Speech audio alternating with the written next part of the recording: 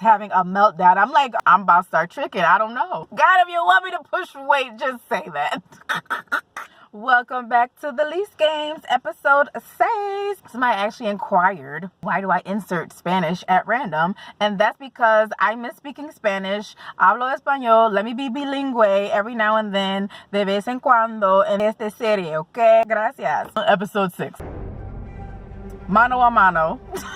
Me and Wonder Woman, what's up? She waiting for me to log into my PayPal account, even though I had magically forgotten my password. Okay, what's happened is I've taken a leap of faith from the East Coast to the West Coast. We're in Los Angeles, Miracle Mile area to be specific. We live with a woman who claimed that she was a stunt woman on Wonder Woman. That was a lie. She told me the bills came to, $120 a month. I don't know, whatever it was. That was a lie. She also claims that she pays more than everybody else in the apartment. That was a lie. Lots of lies in this lease game here. So as a result, I decided it was time for me to move on out. I did forget to add, though, the part about the cameras. I mentioned a couple episodes ago. She put in cameras in the kitchen, and one day we talked about it. She's like, "Oh, I just had an issue with the Airbnb guest before, so I just like to have, them running." What are you afraid of? Stop. This is stupid. I'm out. It's either racist or stalkerish. Which one are you?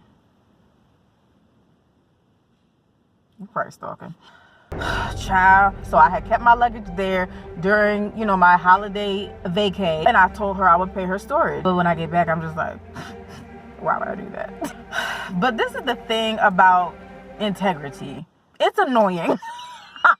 Integrity gets on my nerves sometimes because I don't do funny stuff like that. If we've made an agreement, I'm doing everything I can to stick to that agreement. Not only that, but I remember that when all of the Crayola bill madness was happening, I said, look, God, I'm just going to pay this woman and act like she's not crazy. But everything that she has stolen from me, whether it be hints of sanity, my level of comfort, money, whatever she has stolen from me, I'm looking for you to give it back 10 times. We're not playing these games out here. We're looking for the game, the investment, the ROI, baby. That's a non-negotiable, Lord.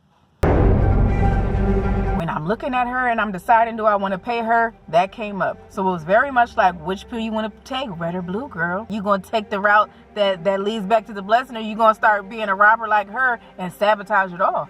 So I'm like, darn you, integrity. Y'all, I told y'all I like to act like I'm nonviolent. So nonviolent plus cash, okay? Nonviolent plus cash. All right. So with that said, I magically remember my login information for PayPal, and then I sent her the payment, left there, went to the next sublease that I had booked. Now the apartment search. Oh, child. I had a very, very tight timeline. The sublease that I had was only, I think it was for 3 or 4 weeks. After some searching, some riding around and getting it, I realized the best neighborhood was going to be Echo Park. It was walkable, and it kind of had an East Coast vibe to me. So once I had all of that figured out, I think I had about a week left on the sublease.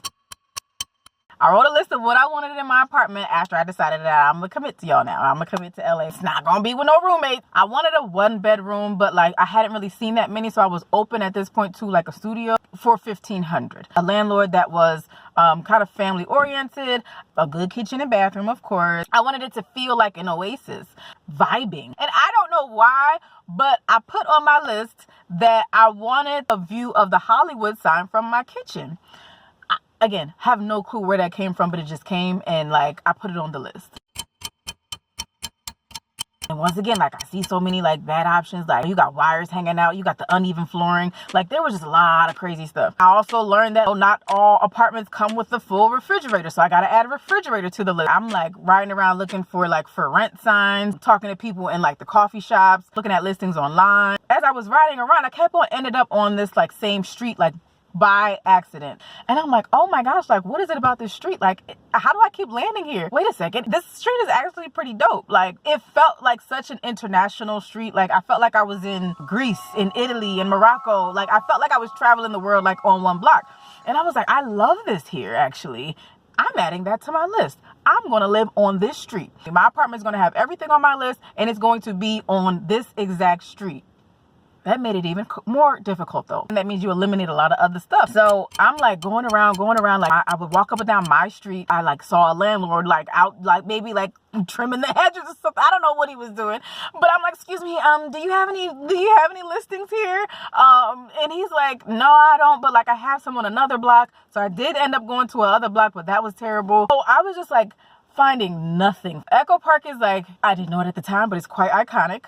Everybody is like, it's very difficult to find a place here. Not gonna lie. Echo Park, everybody wants to live here. It's very rare for listings to pop up. Like after a while, like then the sublease was expiring. So I'm now having a meltdown. I'm like, I'm about to start tricking. I don't know. So God, if you want me to push weight, just say that. In the middle of one of my meltdowns, I like look up and I'm like, let me hit refresh on one of these apartment websites. Maybe something has changed within the last 5 minutes. Oh gosh, refresh. And then a listing popped up and it was on my street that I said I was going to live on. And I will get into what happened next episode.